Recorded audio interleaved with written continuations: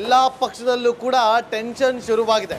ಅದರಲ್ಲೂ ಪ್ರಮುಖವಾಗಿ ಕಾಂಗ್ರೆಸ್ನಲ್ಲಿ ಅಡ್ಡ ಮತದಾನದ ಟೆನ್ಷನ್ ಈಗ ಇತ್ತು. ಹಾಗಾಗಿ ಈಗ ಉಸ್ತುವಾರಿ ಸುರ್ಜೇವಾಲಾ ಅವರು ನಿನ್ನೆ ರಾತ್ರಿಯೇ ಬೆಂಗಳೂರಿಗೆ ಆಗಮಿಸಿದ್ದಾರೆ. ಸಿಎಂ ಹಾಗೂ ಡಿಸಿಎಂ ಜೊತೆಯಲ್ಲಿ ಸಭೆಯನ್ನು ಕೂಡ ನಡೆಸಿದ್ದಾರೆ, ಒಂದು ಮೀಟಿಂಗ್ ಅನ್ನು ಕೂಡ ಮಾಡಿದ್ದಾರೆ. ಮೀಟಿಂಗ್ನ ಸಂದರ್ಭದಲ್ಲಿ ಯಾವುದೇ ಅಡ್ಡ ಮತದಾನ ಆಗೋದಿಲ್ಲ, ವಿಶ್ವಾಸವಿದೆ ಅಂತೇಳಿ ಒಂದು ವಿಶ್ವಾಸವನ್ನ ವ್ಯಕ್ತಪಡಿಸಿದ್ದಾರೆ. ನಿನ್ನೆ ರಾತ್ರಿಯೇ ಬೆಂಗಳೂರಿಗೆ ಆಗಮಿಸಿರುವಂತಹ ಸುರ್ಜೇವಾಲಾ ಅವರು ರಾಜ್ಯ ಕಾಂಗ್ರೆಸ್ ಉಸ್ತುವಾರಿ ರಾಜ್ಯಸಭೆ ಚುನಾವಣೆ ಮುಗಿಯೋವರೆಗೂ ಕೂಡ ರಾಜಧಾನಿಯಲ್ಲೇ ಠಿಕಾಣಿಯನ್ನು ಹೂಡಲಿದ್ದಾರೆ. ಹೈಕಮಾಂಡ್ಗೆ ಕೆಲ ಮಾಹಿತಿಯನ್ನು ಕೊಟ್ಟಿದ್ದಾರೆ ಸಿಎಂ ಹಾಗೂ ಡಿಸಿಎಂ. ಕಾಂಗ್ರೆಸ್ ಶಾಸಕರು ಅಡ್ಡ ಮತದಾನ ಮಾಡೋದಿಲ್ಲ, ಈಗಾಗಲೇ ನಾವು ಶಾಸಕರ ಜೊತೆ ಮಾತಾಡಿದ್ದೀವಿ ಅಂತೇಳಿ. ನೋಡಿ, ಈಗ ಈ ಕ್ಷಣ ಇದೆಯಲ್ಲ, ಶಾಸಕರನ್ನ ವಿಶ್ವಾಸಕ್ಕೆ ತೆಗೆದುಕೊಳ್ಬೇಕು. ಕಾಂಗ್ರೆಸ್ನ ಕೆಲ ಶಾಸಕರಲ್ಲಿ ಅಸಮಾಧಾನ ಇದೆ.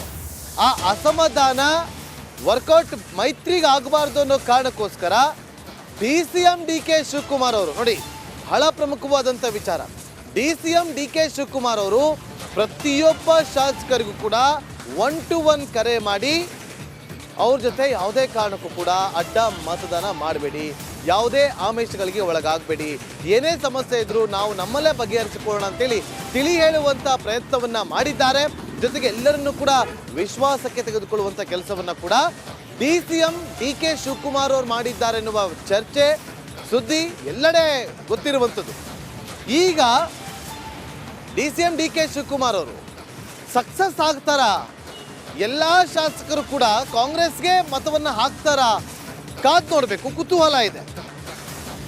ನಮ್ಮ ಮತ್ತಷ್ಟು ಮಾಹಿತಿಯನ್ನು ಕೊಡೋದಕ್ಕೆ ನಮ್ಮ ಪೊಲಿಟಿಕಲ್ ರಿಪೋರ್ಟರ್ ಬಸವರಾಜ್ ಲೈವ್ ನಲ್ಲಿ ಜಾಯ್ನ್ ಆಗಿದ್ದಾರೆ. ಬಸವರಾಜ್, ಈಗ ಕಾಂಗ್ರೆಸ್ ರಾಜ್ಯ ಉಸ್ತುವಾರಿ ಸುರ್ಜೇವಾಲಾ ಅವರ ಎಂಟ್ರಿ ಆಗಿದೆ.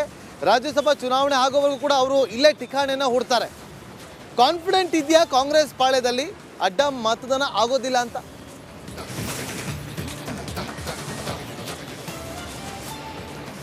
ನಾಗೇಂದ್ರ ಬಾಬು, ಕಾಂಗ್ರೆಸ್ ಪಕ್ಷಕ್ಕೆ ಕಾನ್ಫಿಡೆನ್ಸ್ ಅಂತೂ ಇದೆ, 3 ಸ್ಥಾನಗಳನ್ನು ಗೆಲ್ತವೆ ಅನ್ನುವಂಥದ್ದು. ಆದರೂ ಕೂಡ ಕೊನೆ ಕ್ಷಣದವರೆಗೂ ಏನಾಗುತ್ತೆ ಅನ್ನುವಂಥ ಆತಂಕ ಇದ್ದೇ ಇದೆ. ಯಾಕಂದರೆ ಆ ಕ್ರೂಷಿಯಲ್ ಒಂದಷ್ಟು ಮತಗಳು ಅಷ್ಟಕ್ಕಷ್ಟೇ ಮತಗಳಿರೋದ್ರಿಂದ ಆ ಯಾವ ಮತಗಳು ಕೂಡ ಆಚೆ ಈಚೆ ಆಗಬಾರ್ದು, ಎಲ್ಲವೂ ಕೂಡ ಕರೆಕ್ಟಾಗಿ ಮತದಾನ ಆಗಿದ್ದೇ ಆದಲ್ಲಿ 3 ಅಭ್ಯರ್ಥಿಗಳು ಗೆಲ್ಲುವಂಥ ಸಾಧ್ಯತೆ ಇದೆ. ಒಂದಷ್ಟು ಮತಗಳು ಅಡ್ಡ ಮತದಾನ ಆಗುವಂಥದ್ದು ಅಥವಾ ಲ್ಯಾಪ್ಸ್ ಆಗುವಂಥದ್ದು ಅಥವಾ ಗೈರ್ಹಾಜರಿ ಆಗುವಂಥದ್ದು ಇಂತಹದ್ದೇನಾದರೂ ಆದರೆ ಒಂದು ಅಭ್ಯರ್ಥಿಗೆ ಸೋಲು ಕಟ್ಟಿಟ್ಟ ಬುತ್ತಿ.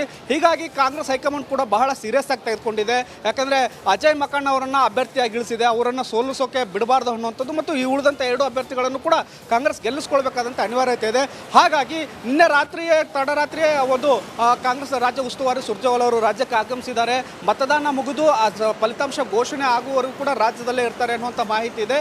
ಹಾಗಾಗಿ ನಾಳೆ ನಡೀತಕ್ಕಂಥ ಶಾಸಕಾಂಗ ಪಕ್ಷದ ಸಭೆಯಲ್ಲೂ ಕೂಡ ಕಟ್ಟುನಿಟ್ಟಿನ ಸೂಚನೆಯನ್ನು ಸುರ್ಜೇವಾಲಾ ಅವರು ಕೊಡ್ತಾರೆ. ಯಾರು ಕೂಡ ಗೈರು ಆಗಲೇಬಾರ್ದು, ಮತದಾನಕ್ಕೆ ಕಡ್ಡಾಯವಾಗಿ ಹಾಜರಾಗಲೇಬೇಕು ಮತ್ತು ಮತದಾನ ಸರಿಯಾಗಿ ಮಾಡಲೇಬೇಕು, ಲ್ಯಾಪ್ಸ್ ಆಗಬಾರ್ದು ಮತ್ತು ಅಡ್ಡ ಮತದಾನ ಅಥವಾ ಆಮಿಷಗಳಿಗೆ ಒಳಗಾಗಬಾರ್ದು ಅನ್ನುವಂಥ ಒಂದಷ್ಟು ಸೂಚನೆಗಳನ್ನು ಎಲ್ಲ ಶಾಸಕರಿಗೂ ನಾಳೆ ಕೊಡೋರಿದ್ದಾರೆ. ಅದರ ಜೊತೆಗೆ ಸಿಎಂ ಡಿಸಿಎಂ ಕೂಡ ಖಡಕ್ ಸೂಚನೆಗಳನ್ನ ಒಂದಷ್ಟು ಜನ ಶಾಸಕರಿಗೆ ಕೊಡೋರಿದ್ದಾರೆ.